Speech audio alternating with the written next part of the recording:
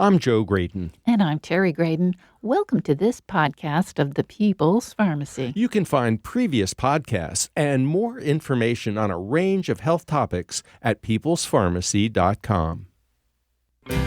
Do you avoid the sun? We've all heard that we should wear sunscreen all the time and stay inside from 10 till 2. This is the People's Pharmacy with Terry and Joe Graydon.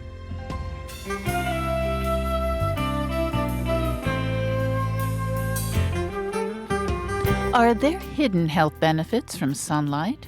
Is it all about vitamin D? Why don't supplements protect people against heart disease, cancer, diabetes, or depression? New research suggests that some sun exposure may be helpful. Our dermatologist guest has done fascinating research. We have showed in Britain that after accounting for confounding factors, other factors, the more sunlight people have, the longer they live. Coming up on the People's Pharmacy, the surprising secrets of sunlight's health benefits. In the People's Pharmacy Health Headlines, evidence has been increasing that infections may play an important role in the development of dementia. The latest study includes data from nearly 150,000 people over many decades. Researchers followed participants in the Nurses' Health Study, the Nurses' Health Study 2, and the Health Professionals Follow-Up Study. People who had a bout of shingles were 20% more likely to report subjective cognitive decline subsequently than people who did not have shingles. Recent studies have shown that shingles vaccination may reduce the risk of dementia by 20 to 30%. The investigators note that data on these healthcare cohorts also show that shingles is associated with an almost 40% higher chance of stroke, with the risk lasting more than a decade. They suggest that shingles vaccination might prove protective for both stroke and dementia. Data from the UK Biobank reveals that diet can make a difference when it comes to cognitive health. Researchers analyzed data from over 80,000 participants. These were people without dementia who were recruited between 2006 and 2010. They underwent extensive health testing. Follow-up lasted until 2022. Those who had conditions like diabetes, heart disease, and stroke, categorized as cardiometabolic disease, were more likely to experience cognitive decline if they followed a pro-inflammatory diet. Foods such as sugar-sweetened beverages, refined grains, processed meats, and fried foods are considered pro-inflammatory. On the other hand, those who consumed an anti-inflammatory diet were 31% less likely to develop dementia. To achieve an anti-inflammatory score, people ate more fatty fish, nuts, berries, ginger, green leafy veggies, and turmeric. GLP-1 agonist drugs have been getting a lot of buzz lately because they help people control their blood sugar and lose weight.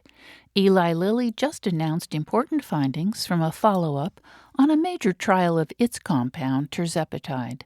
Initial results were published in 2022 and helped get approval for the weight loss drug sold under the brand name Zepbound.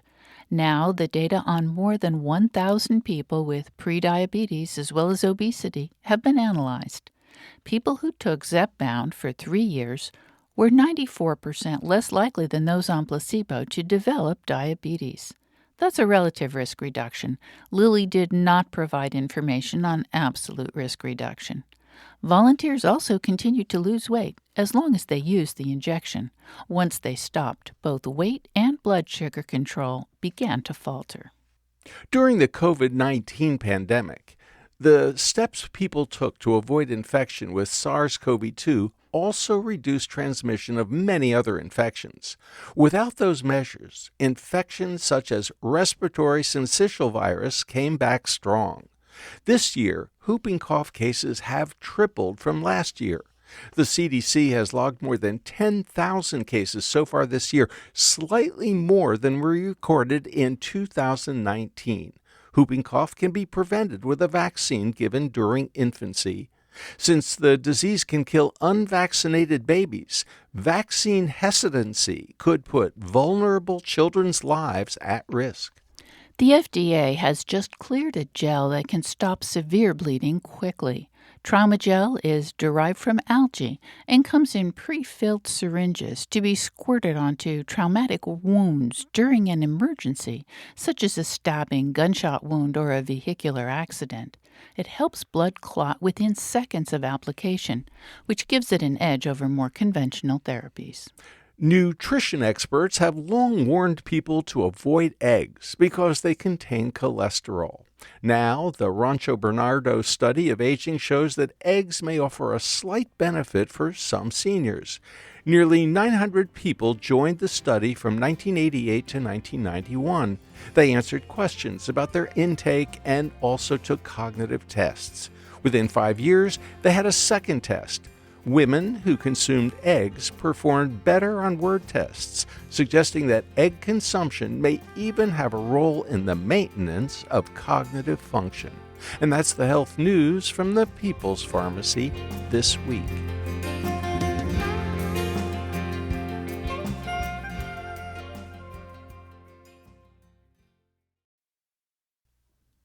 Welcome to the People's Pharmacy. I'm Joe Graydon. And I'm Terry Graydon. For decades, we've been told to stay out of the sun, especially in the summertime. If we venture out, we need to be wearing protective clothing, including a hat and high SPF sunscreen. If we're good, we'll never get a tan in the summer. Dermatologists worry about sun exposure because ultraviolet radiation is damaging to the skin. It causes premature aging and is linked to various forms of skin cancer, including the most dangerous, melanoma. But could sunlight be more complicated? Does it have hidden health benefits? To learn more about this very controversial topic, we turn to Dr. Richard Weller. He is professor at the University of Edinburgh College of Medicine and Veterinary Medicine. He holds the personal chair of medical dermatology at the Deanery of Clinical Sciences. His research interests include eczema, psoriasis, and the effects of sunlight on human skin. Welcome to the People's Pharmacy, Dr. Richard Weller. Hello, it's very nice to be talking to you today. Dr. Weller, there's a rumor that you are a dermatologist. Do I have that right?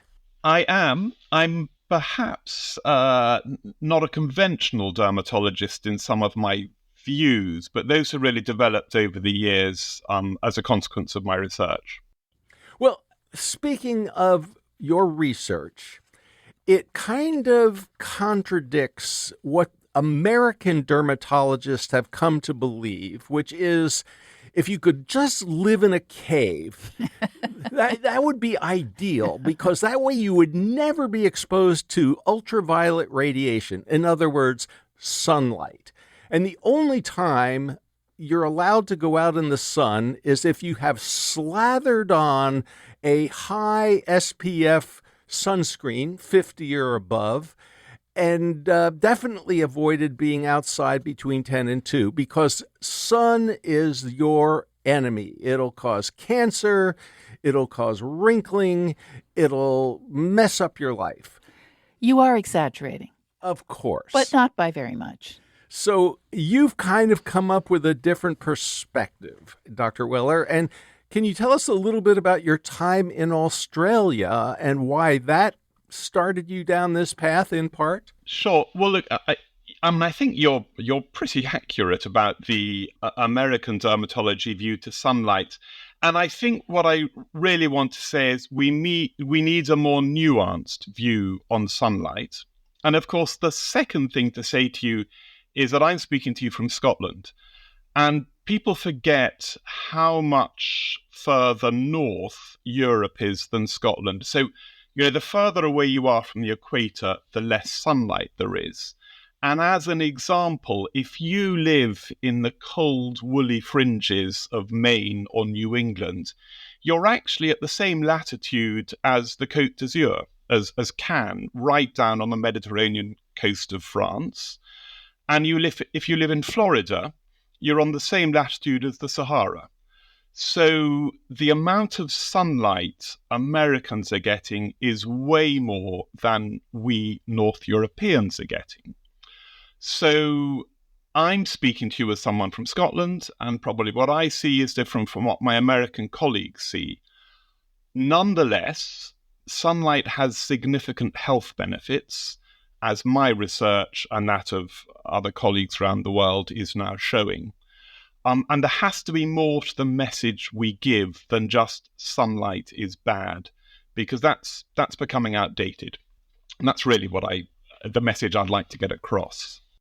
I wonder if you could summarize for us, Dr. Weller, what some of those benefits of sun exposure might be. Yeah, And in particular, can you tell us a bit about Australia and cardiovascular disease? sure. So yeah, I mean, so look, I suppose a bit about my career. I'm an academic dermatologist. I've been a dermatologist for about 30 years. Before I became a dermatologist, I did an internal medicine training, and as part of that, I worked in Australia, in Northern Australia, in Queensland, for a year. And Australia is much sunnier than the UK. So Cairns, where I was living, the UV index is 7 or above every single day of the year. So in midwinter, the UV index, which is a measure for the burning ability of the sunshine, hits about 7, for an hour or so around midday, and it rises to 14 in midsummer. So in Scotland last year, the UV index hit 7 for 10 minutes. It was just after lunchtime on the 24th of June, if you want to know exactly when.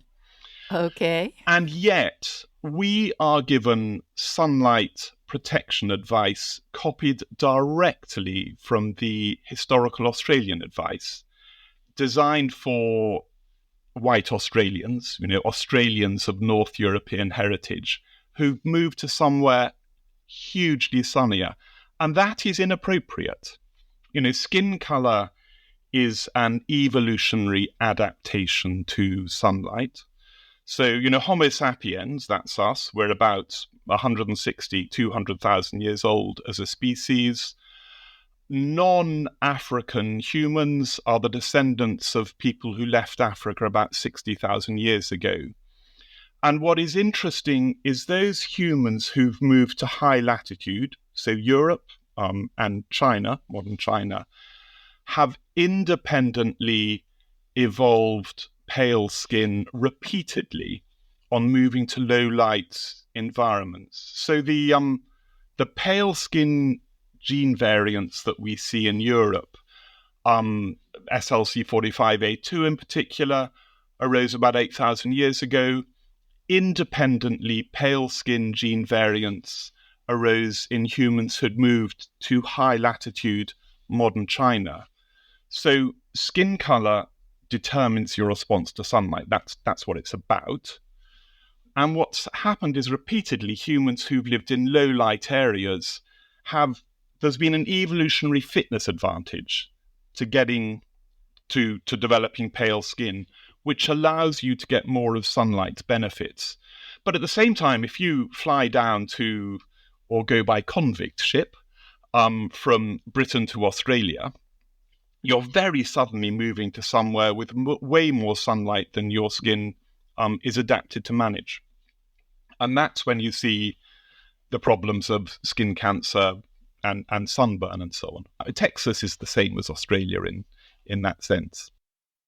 Now, Dr. Weller, as an anthropologist, I'm familiar with what I guess is the hypothesis that, as you say, pale skin is an evolutionary adaptation to not getting enough sunlight, and therefore, when we expose our pale skin to the sunlight that we can get in, North Carolina or New Jersey or France or where have you, we're able to make the vitamin D we need. Are there other considerations beyond vitamin D? Yes, very much so. And of course, the key question is, that there must be a benefit because it keeps occurring. What are those benefits? And I have to say straight off, I think the benefits of vitamin D are hugely overstated. Vitamin D is less important than we have thought for much of the last 100 years. So look, it may have played a part in the development of pale skin. We know that people with darker skin need more sunlight to get the same rise in vitamin D. But we don't in Britain nowadays see rickets or problems associated with vitamin D deficiency in British African communities, for instance. And actually, skin color doesn't enormously affect vitamin D synthesis. A lot of my research about sunlight has been looking at cardiovascular disease. We find that sunlight lowers blood pressure independently of vitamin D. There's a substance called nitric oxide, which my research has shown is stored in the skin. And when sunlight hits the skin, it releases that nitric oxide to the circulation, where it dilates blood vessels and lowers your blood pressure. And that has really quite a big effect at population level. So again, here in Britain, the average blood pressure is 6 millimeters of mercury systolic lower in summer than winter. And that's probably a nitric oxide effect. It's definitely not a vitamin D effect. In terms of the evolutionary history of skin, that gets more interesting. My feeling is that heart disease, high blood pressure related disease like heart attacks and strokes is unlikely to have been a problem in evolutionary times. Chasing after woolly mammoths, running away from saber-toothed tigers, pre the invention of cigarettes, I think it is unlikely that heart disease was a big problem.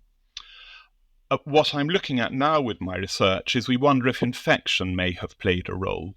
Because what's fascinating is humans have been in Europe for about 40,000 years, been in Asia for about 60,000 years, and yet the development of those pale skin gene variants in Europe only starts about 8,000 years ago.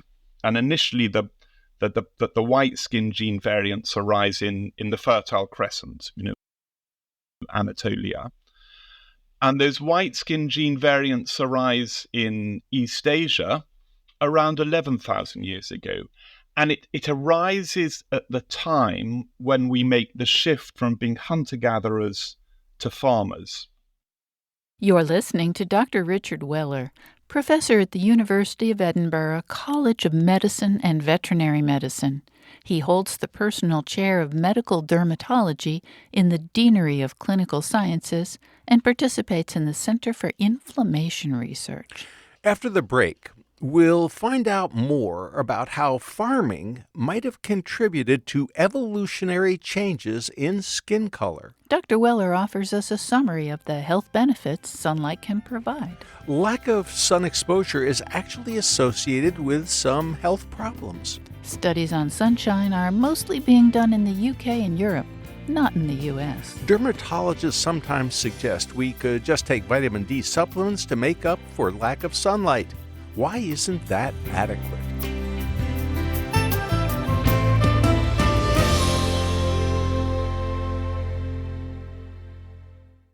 You're listening to The People's Pharmacy with Joe and Terry Graydon. This podcast is made possible in part by CocoVia, maker of the most proven and concentrated flavanol extract in the market today, Coco Pro Cocoa Extract. August is National Wellness Month, which means it's a great time to refocus on self-care and healthy habits. Consider adding clinically proven cocoa flavanols to your daily regimen. Whether you're looking to support your heart health or brain health this summer, you can achieve your goals with CocoVia.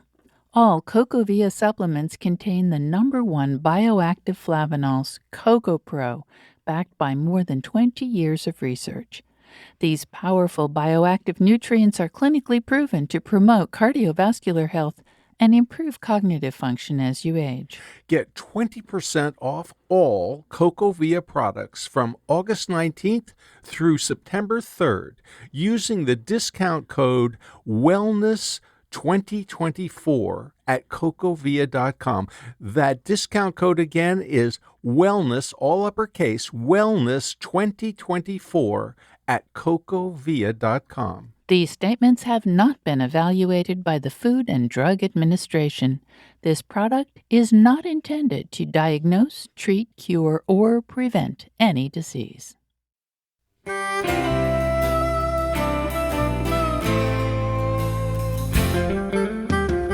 Welcome back to the People's Pharmacy. I'm Terry Graydon. And I'm Joe Graydon. The People's Pharmacy is made possible in part by Cocovia Dietary Supplements. This National Wellness Month, you could take care of your heart and brain health by adding cocoflavanols to your daily routine for a strong heart and cognitive support. How can Cocovia be a part of your wellness habits? More information at cocovia.com. Why do people who live in northern latitudes tend to have pale skin? Presumably, there's some evolutionary advantage. Anthropologists have suggested that pale skin is better at making vitamin D when sunlight is scarce. Many dermatologists encourage people to avoid the sun as much as possible. To make up for the possible lack of vitamin D, they suggest taking vitamin D supplements. But research on vitamin D pills or injections has been strangely disappointing. Why would that be? Does sun exposure have any other physiological effects beyond triggering vitamin D synthesis?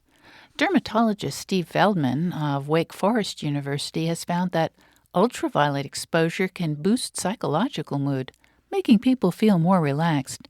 He also found it can help people with chronic pain such as fibromyalgia feel more comfortable. Our guest today has also been studying the impact of sunlight on skin for years. We're talking with Dr. Richard Weller. He's professor at the University of Edinburgh College of Medicine and Veterinary Medicine. He holds the personal chair of medical dermatology at the Deanery of Clinical Sciences. His research interests include eczema, psoriasis, and the effects of sunlight on human skin. Dr. Weller, how would the rise of domestication and farming tie into a change in skin color? How does that make sense? Well, this is the really interesting thing, because being at high latitude, low light, by itself has not driven a move to pale skin, because humans have been 40,000. If you go to the Dordogne in France, the amazing cave art, there's wonderful pictures of woolly mammoths and so on, and ancient animals on the roofs of the caves, dates back 20,000 years ago, when actually the people who painted that were dark-skinned. So this move so it's not just being at high latitude, because most of the time that Europe's been inhabited, it's been inhabited by dark-skinned people. And it's not just being a farmer, because farming has arisen independently. Farming arose independently in what's now Mexico, maize. It's arisen independently in India. It's arisen independently in Papua New Guinea. So either by themselves does not precipitate that move to pale skin. It's when the two come together. It's when you're a farmer in a low light environment that pale skin arises. So that sort of information sets the question. It doesn't give the answer. It is possible that part of it's dietary. We know that Neolithic transition from being a hunter-gatherer to a farmer actually led to a poorer diet, shorter people, probably higher infant mortality.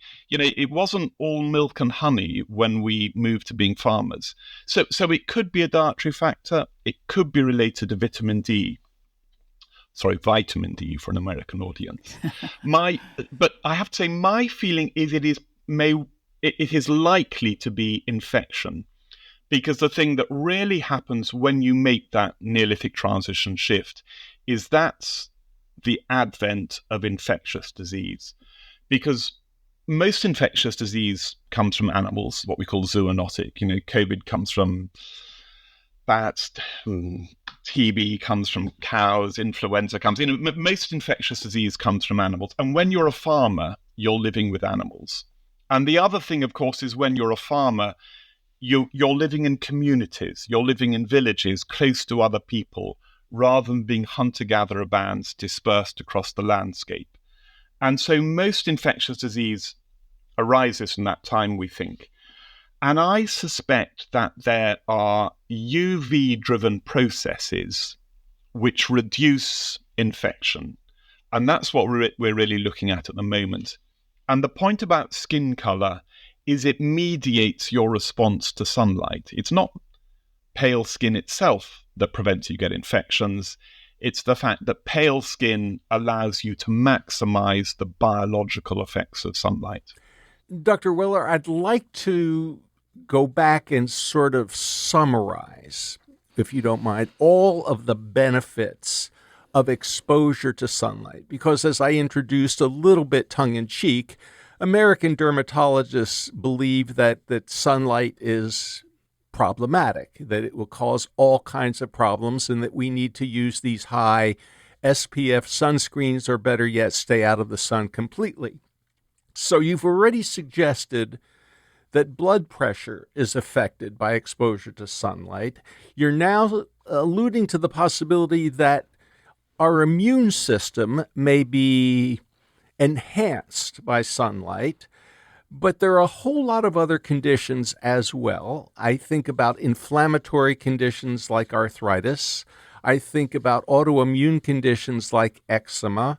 I think about kidney disease and osteoporosis and diabetes.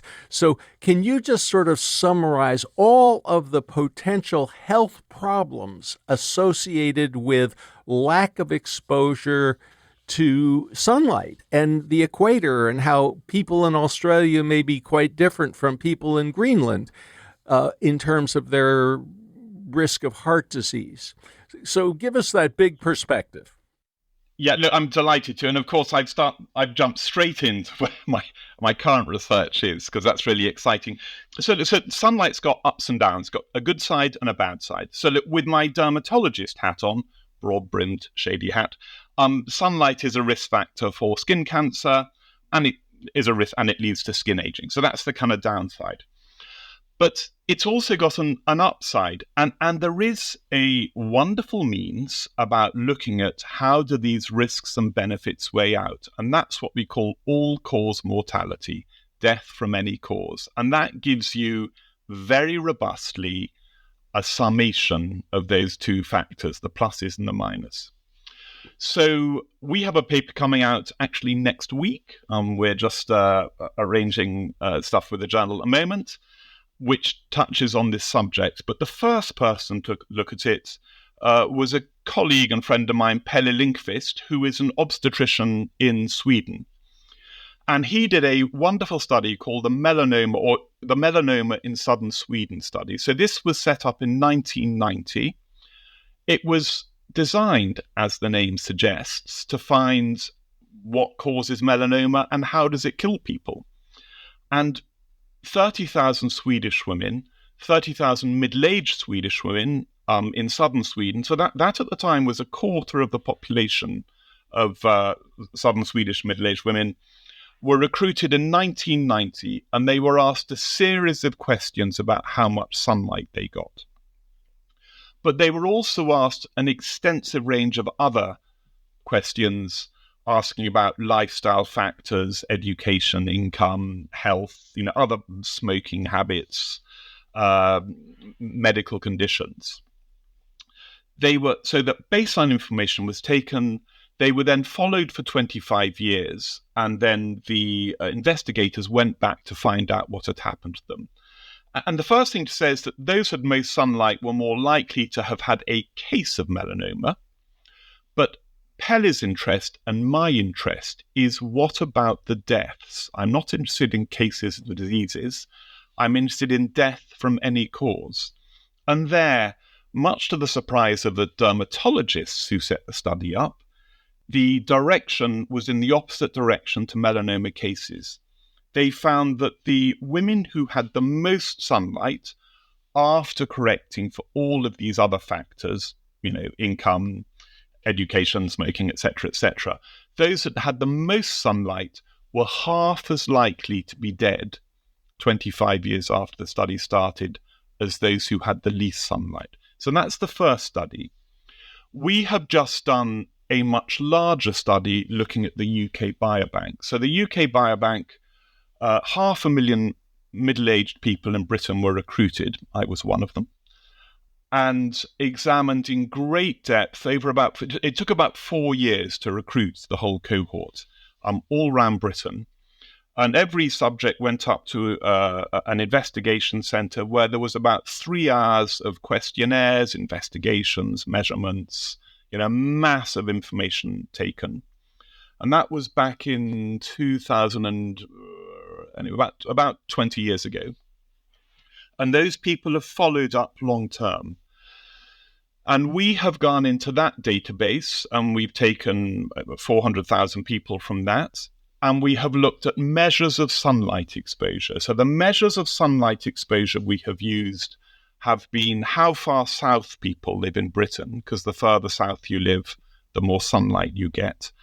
And our other measure actually was people who use sunbeds, not so much because of the sunbeds themselves, as because behaviorally we know that people that use sunbeds sunbathe more, actively seek the sun more. Now, we then had to correct for all the confounders. Sunbed users are younger, more female, less educated, more likely to come from Manchester, etc., etc. And we had to correct for the same factors in the further south people lived. And what we find is that the more sunlight people get, the longer they live. They have a reduced all-cause mortality. They have a reduced cancer mortality. Melanoma is an interesting one. There was an increase in diagnoses of melanoma in those that get more sun, but no increase in mortality from melanoma. And pretty much all the other cancers had a reduced mortality. And cardiovascular mortality was also greatly reduced. So just as Peli showed in Sweden, we have showed in Britain that after accounting for confounding factors, other factors, the more sunlight people have, the longer they live. Now, one big caveat I'm going to throw in for your audience is these are North European studies, and our sunlight levels here are much lower than your levels in America. White skin has developed in Europe because we don't have much sunlight. And this data applies here. I'm not sure how much it's going to apply in America. And of course, the studies haven't been done because all people have thought about sunlight is, oh gosh, it's dangerous, it's bad. But really interesting, certainly for us in Northern Europe, I think a really important finding. So you're not aware of any American colleagues who are doing anything similar? Of course, we don't have a resource like the UK Biobank, which is an extraordinary resource of a huge amount of information. I don't believe anything of that sort has been collected in the US. No, these studies can't really be done in America. Most of these studies come out of Scandinavia and Britain because we have universal health systems. So if you get sick or have disease or die, all our data are collected centrally. And America is such a bizarre health system, and it's so fractured and broken up into small things, it's not really possible to do there. What America has been very good at doing, though, is things like clinical trials. And I need to mention vitamin D, because the other thing to say here is vitamin D's benefits have been vastly overplayed. Now, we know that, sunlight is responsible for making vitamin D. Vitamin D has some important benefits, rickets, it prevents rickets. And we know that when you measure vitamin D, people with higher measured vitamin D levels are healthier in almost every way you can mention. Less heart disease, less strokes, less multiple sclerosis, less diabetes, etc., etc., etc. The problem is when you give vitamin D, it prevents rickets, which we've known for 100 years. And there is an enormous rearguard action going on by the vitamin D industry saying, oh, well, what about this? What about this? What about this? And the vitamin D industry, It's worth, I think, it's about $2 billion a year. It is a huge industry. The biggest study of all on vitamin D supplementation was run in America. You're fantastic at this. NIH comes in with its funding. And there was a study called the VITAL study, run by Joanne Manson. 25,000 Americans, 25,000 adult Americans were recruited. Half of them were given vitamin D supplements for 5 years, and half of them were given a placebo, a sham control. And at the end of 5 years, and really the study has now ended, but the patients are being followed up. And what it confirms, and it confirms the findings from lots of other smaller studies, is vitamin D has absolutely no effect on heart disease, on strokes, probably doesn't do much for cancers. The results came back negative. And there was an editorial in the New England Journal of Medicine 18 months ago summarizing all this, saying, stop taking vitamin D supplements. Unless you are one of those very few people with incredibly low levels of vitamin D, it's not doing anything. And people come up saying, I've got vitamin D deficiency. And you say, what do you mean? Oh, I had a blood test. Doctors do not treat blood tests. We treat disease. A blood test is not a disease. You wouldn't know if you hadn't had it done. But there is a huge industry out there pushing this. So Dr. Weller, we actually have spoken with Dr. Manson and with one of her colleagues, and there was one area in which the VITAL study showed some benefit for vitamin D supplements, and that was it reduced the likelihood that someone would be diagnosed with a new autoimmune condition. So, Yes, and look, I am not saying vitamin D is absolutely irrelevant. I think we know about rickets. The autoimmune condition is interesting, but the vast array of benefits that have been claimed for vitamin D are not held up by that amazing study. So what is interesting is that sunlight acts in multiple ways. Now, a bit of it is vitamin D, but there's so many other areas by vitamin D independent mechanisms. And that's really exciting. And the problem is our focus has been so much exclusively on vitamin D. We have just ignored this. We've said, oh, yeah, I know the fact that people are healthier. It's vitamin D. Live in a cave, take vitamin D supplements. And those vitamin D supplements only account for some of sunlight's benefits. And we need to move on and look for what the other mechanisms are.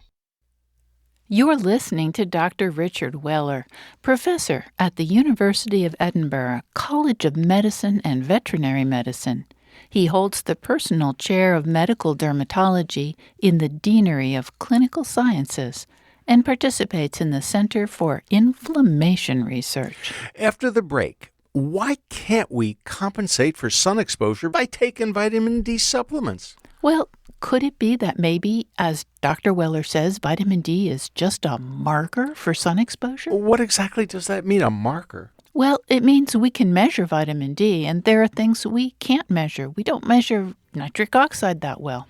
Well, what's a reasonable amount of sun exposure? We'll also find out more about Dr. Weller's research on how sunlight triggers nitric oxide formation and how that affects us. What does nitric oxide do for the immune system?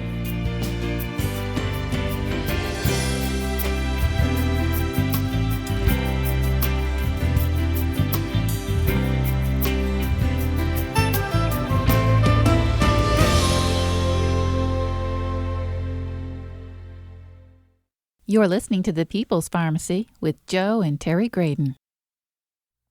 This podcast is brought to you in part by the People's Pharmacy and our exclusive line of magnesium-rich roll-on deodorants, crafted with years of expertise and community feedback. Our customers rave about their ability to control odor effectively without aluminum. These deodorants are a superior choice for daily health and comfort. Each is designed to be gentle yet highly effective, providing reliable odor control without aluminum or other harsh chemicals. Plus, they're incredibly easy to use and long-lasting. As a special offer for our podcast listeners, enjoy an exclusive 20% discount on any size of our deodorant. Choose between the handy 2-ounce scented or unscented varieties, or the economical 3.38-ounce unscented version. Simply visit the body care section in the store at peoplespharmacy.com and enter the promo code POD20, that's POD 20, during checkout to redeem your discount. Remember, this promo code POD20 gives you 20% off your purchase of our top-rated magnesium-rich, aluminum-free roll-on deodorants until August 2024.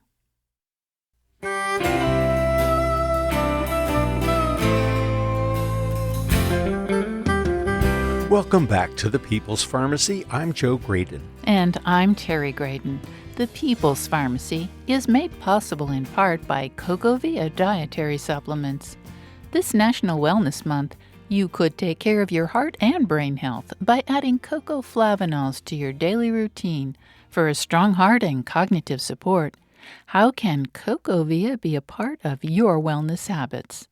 More information at cocovia.com. Today on the People's Pharmacy, we are exploring the controversial concept that some sun exposure might have hidden health benefits. Of course, we want to emphasize that no one should get burned by the sun. In addition to being painful, sunburn creates the risk for melanomas. To find out more about phototherapy and how ultraviolet light acts to produce nitric oxide in the skin, we turn back to our conversation with Dr. Richard Weller. He's a professor at the University of Edinburgh College of Medicine and Veterinary Medicine and holds the personal chair of medical dermatology in the Deanery of Clinical Sciences. He also participates in the Center for Inflammation Research. So, Dr. Weller, you have just put into perspective the fact that vitamin D is not the answer to lack of sun exposure. And I want to just quickly go back and summarize all of the benefits of sunlight and what happens when you don't get exposed to sunlight. And you've alluded to things like hypertension, cardiovascular disease, cancer. You've mentioned kidneys, you've mentioned diabetes. What about autoimmune conditions such as multiple sclerosis? What about eczema, which I believe is something that you have a lot of experience with? Tell us why sunlight is so important for our body's health. Yeah, great question. Thank you. And I'm delighted you bring multiple sclerosis up. So multiple sclerosis, it is the classic sunlight deprivation disease. So, even when I was at medical school, and that was a frighteningly long time ago, we knew that MS was a disease that was most common in people who grew up in areas without much sunlight. So I'm in Scotland, and we have the highest rates of MS in the world here. And in fact, the highest of the highest is the Orkney Islands, which are just off the north of Scotland. Beautiful place, but something like, I think about 1 in 800 people there has MS. Incredibly common. So a colleague and friend of mine, Prue Hart in Australia. And again, the classic story, people with low measured vitamin D levels are more likely to get MS. You give vitamin D, kind of iffy. The observational effect is huge. This huge, great relationship, measured vitamin D. You give vitamin D supplements, not very much happens. So it's got to be more than just the vitamin D. And I might say there's a super company in America, Cytokine, John McMahon, led by a wonderful guy, John McMahon, which is setting up a phototherapy study of MS in the United States. So there's really good preliminary work done in Australia where people who, when they had their very first diagnosis of MS, their very first demyelinating episode, were randomized either to get phototherapy, the kind of stuff that dermatologists use in their offices, well-established, incredibly safe treatment. They were randomized either to get phototherapy or to get a control. And there was a really strong move towards a reduction in progress of MS and a really marked improvement in the biomarkers that are a good indicator of whether people are going to progress or not. Really exciting. The big problem, of course, was it was done in Australia. So your control group not getting phototherapy, well, they're still in Australia, had quite a bit of sunlight. And of course, the other reason, there isn't much MS in Australia. It's a very sunny country. There's masses in Britain. So John McMahon and his company are leading this, to me, really exciting trial of phototherapy for MS in America. And I am watching with just really exciting, because here is a disease which should absolutely go along with phototherapy. And also the narrowband UVB phototherapy that we dermatologists use to treat eczema and psoriasis has been around for 20 or 30 years, incredibly safe. I think utterly over-medicalized. I mean, it's been around for 20 or 30 years.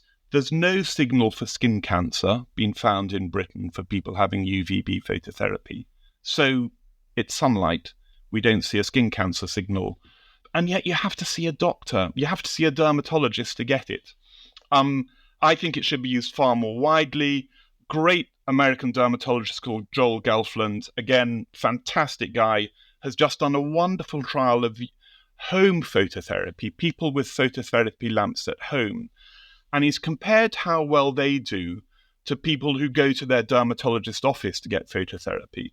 And he finds people with their lamps at home do amazingly well. They do as well in terms of reduction in their psoriasis as patients receiving these biologic treatments, these incredibly expensive but highly effective monoclonal antibody treatments.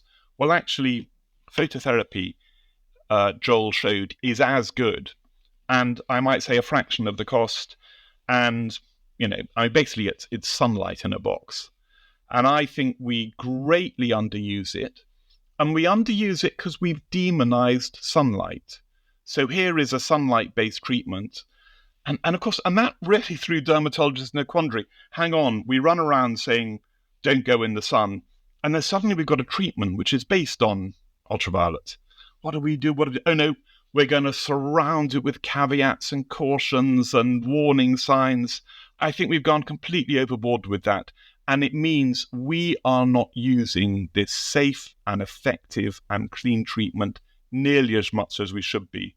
So I'm delighted that people like Joel Gelfland as a dermatologist and John McMahon with his MS studies is really restoring, kind of rejuvenating this wonderful and underused treatment modality. Dr. Weller, I want to come back to your research with nitric oxide, because I've been fascinated by nitric oxide for decades. But first, we've been talking about sunlight exposure, and for the most part, Americans have a kind of love-hate relationship with the sun. They want to go out to the beaches. They want to play outside. They want to be golfing and playing tennis and going for hikes, but they wouldn't dare go out without their SPF 50 or 100. I'm just wondering, can you give us some practical guidelines about how we can expose our skin to sunlight for a quote-unquote reasonable or safe amount of time that won't do damage, that won't burn our skin and lead to wrinkling and squamous or basal cell carcinomas? How do we use the sun without getting into the sunbox that you were talking about a moment ago in a safe way? Yeah, a really good question. The really key thing is to avoid sunburn, and particularly for children to avoid sunburn, because it's sunburn, particularly in children, which is the major risk factor for melanoma, the serious skin cancer. Sunlight is photoaging. Sunlight is a risk factor for skin cancer. And, non-melanoma skin cancers in particular, the more sunlight you get, the greater your risk. Look, I have a kind of conflict of interest in here, because I have I've developed a compound you can add to sunscreen that will release nitric oxide in the sunscreen. It's sort of in development. We'd love to get it out there. I think sunscreens could be better than they are. I mean, at the moment, sunscreens are all about blocking sunlight, and blocking the sunlight will reduce the aging, it will reduce the burning, it will reduce the cancer. My concern is it's also going to block the good things. I think sunscreens could be better than they are. Certainly, in Britain, I am pretty quite relaxed about sunscreen use because we live in a much less sunny place than America. In America, you do have an awful lot of sunlight. Now, I suppose what I'm going to say is more research is needed. I think sunscreens could be better. I think we haven't looked hard enough at the benefits of sunlight and how much sunlight is required to get them to be able to give a really robust answer.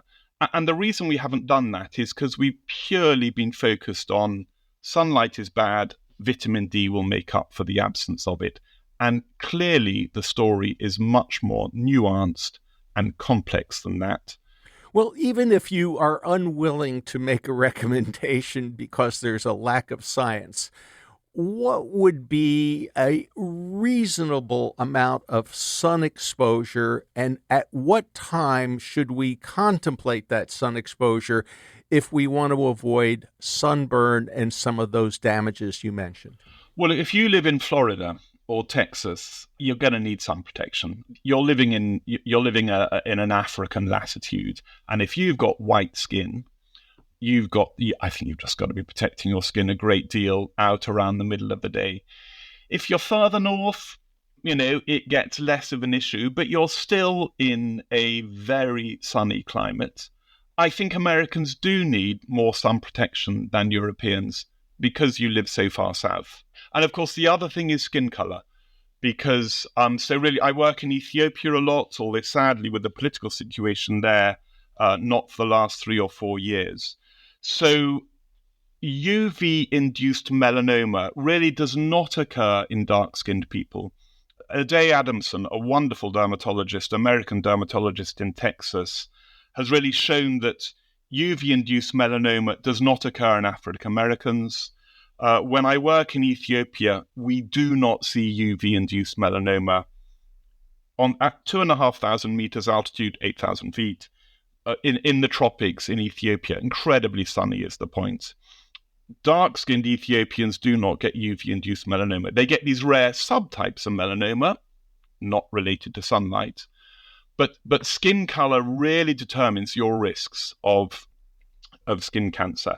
And I am concerned by the way that the American Academy of Dermatology regards all skin types as the same when it comes to sun protection. Because certainly the work that we have done in America, so we looked at how sunlight lowers blood pressure in America, a big study on 330,000 Americans.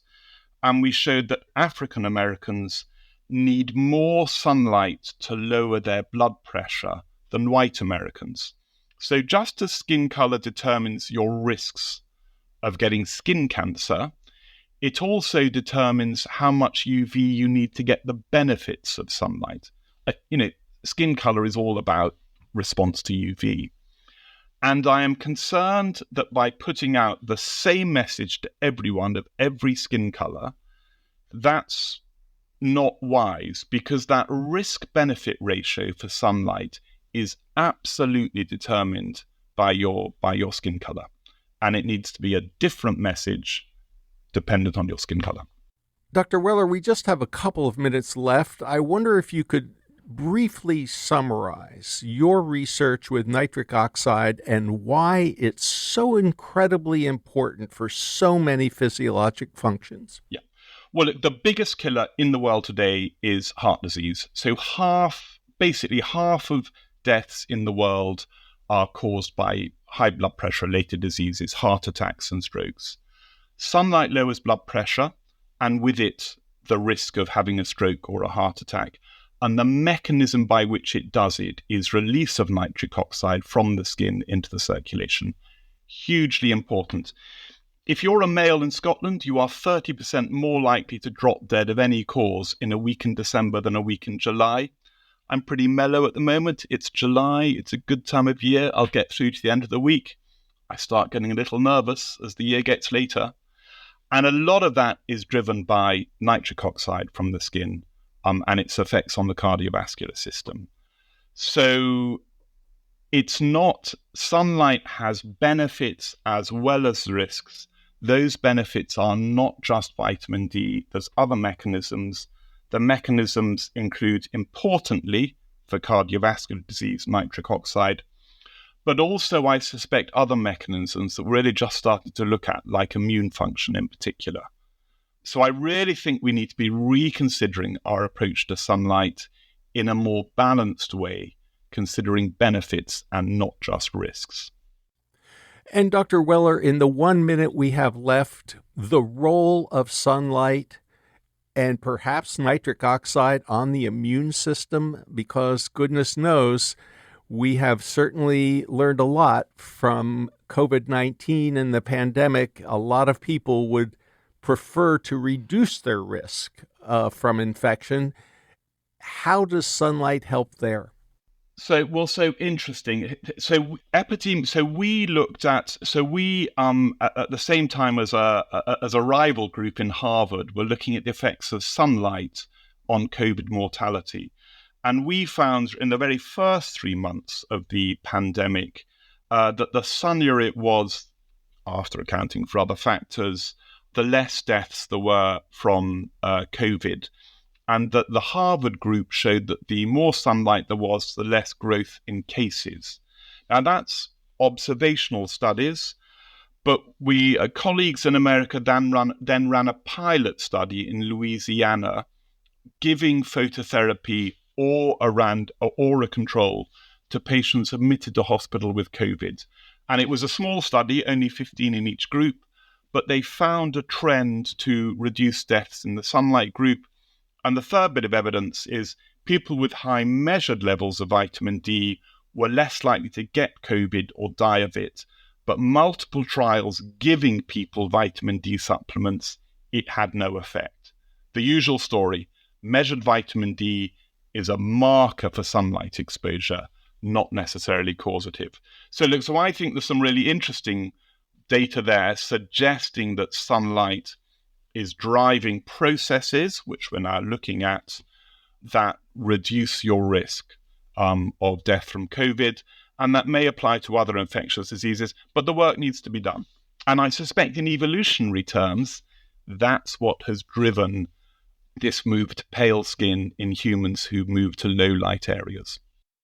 So, Dr. Willer, you've described the benefits of sunlight as being more than just vitamin D. Yep.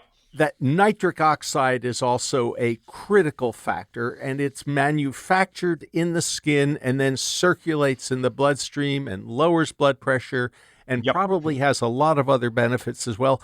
What else is going on? Do we know what sunlight exposure does beyond vitamin D and nitric oxide? Yeah, well, I strongly suspect it's having effects on the immune system. And in fact, we've got pretty good evidence showing that. And that's what I'm actually looking at the moment with my current PhD student. So a really good early study in this area, which we're building on now, by a chap called Dopico in Cambridge, came to Edinburgh, actually. And he did one of these studies where you use other people's data very well. And they looked at gene expression patterns in blood. Now, what they did was they used about 8 studies where people had blood, and the studies have been done for various reasons. Everybody had their blood taken throughout the year during these studies. And the gene expression pattern, what genes were turned on and off in the whole blood, was looked at. And what Dopico and colleagues did was they analyzed the gene expression in these data sets by the month of the year in which the blood was taken. The studies were done for different reasons, but they happened to run over 12 months. And so he went in and thought, gosh, I'll just analyze it by month of the year.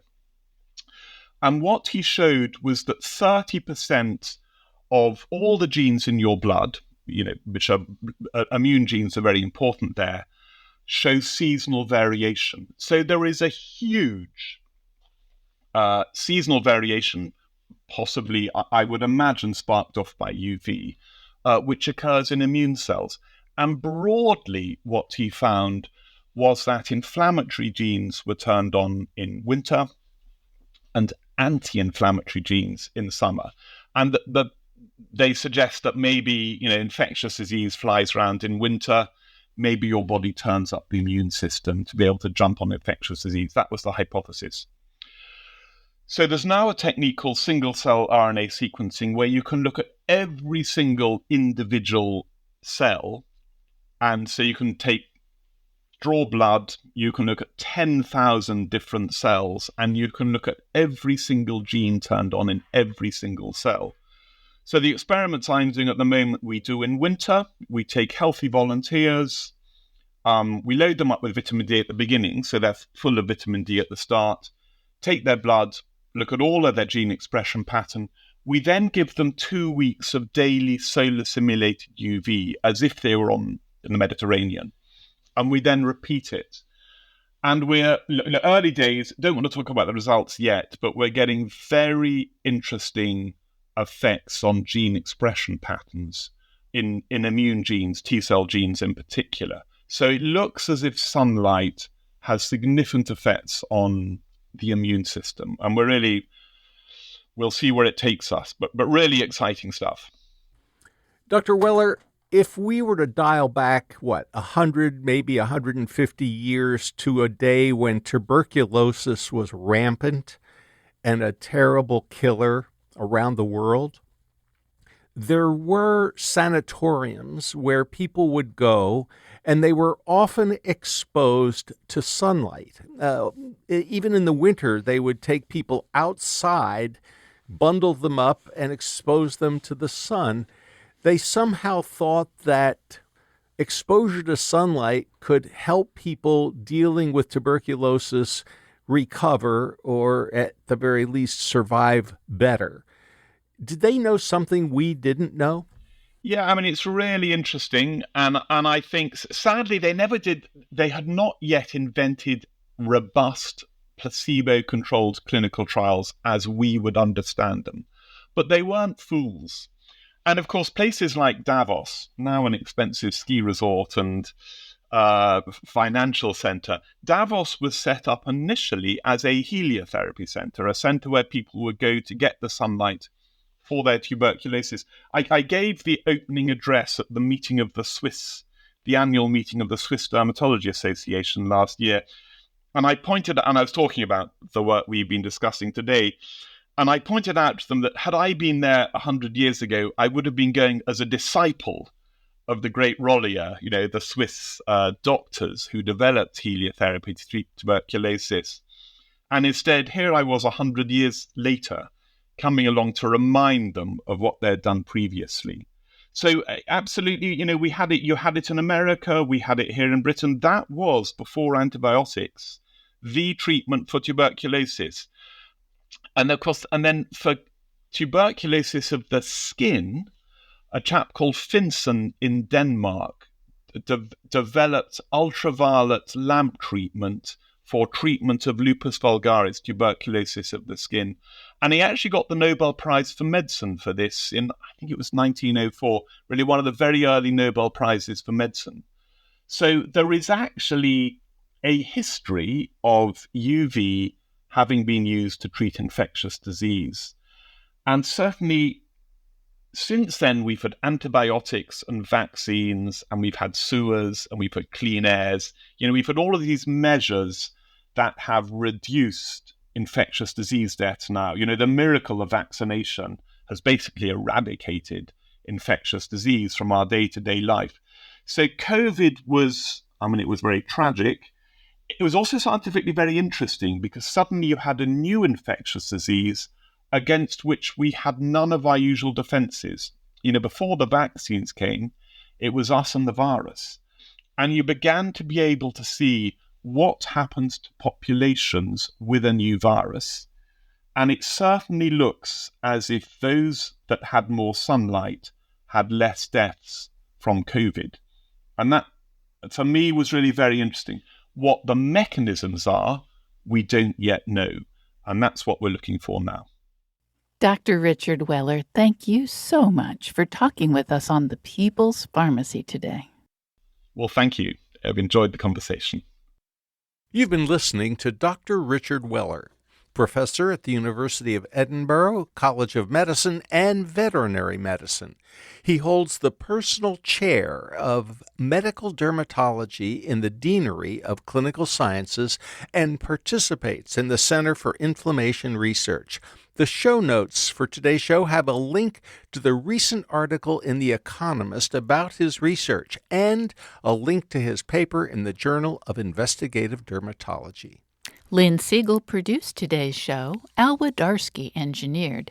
Dave Graydon edits our interviews.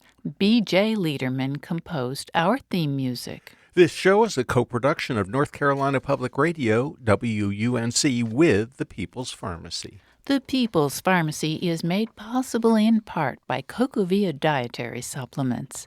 This National Wellness Month, you could take care of your heart and brain health by adding cocoflavanols to your daily routine for a strong heart and cognitive support. How could CocoVia be a part of your wellness habits? More information at cocovia.com.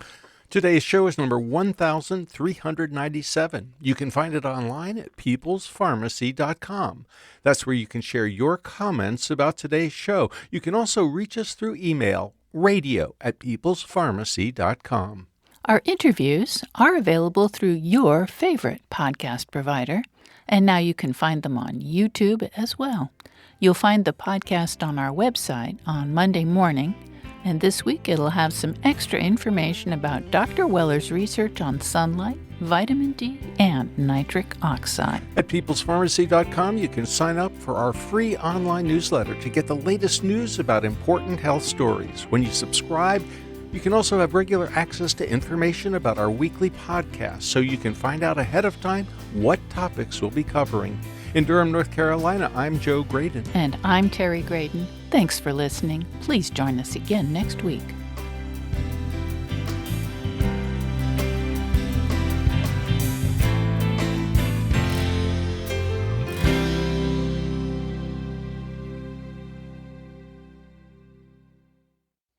Thank you for listening to the People's Pharmacy Podcast. It's an honor and a pleasure to bring you our award-winning program week in and week out. But producing and distributing this show as a free podcast takes time and costs money. If you like what we do and you'd like to help us continue to produce high-quality, independent healthcare journalism, please consider chipping in. All you have to do is go to peoplespharmacy.com/donate. Whether it's just one time or a monthly donation, you can be part of the team that makes this show possible. Thank you for your continued loyalty and support. We couldn't make our show without you.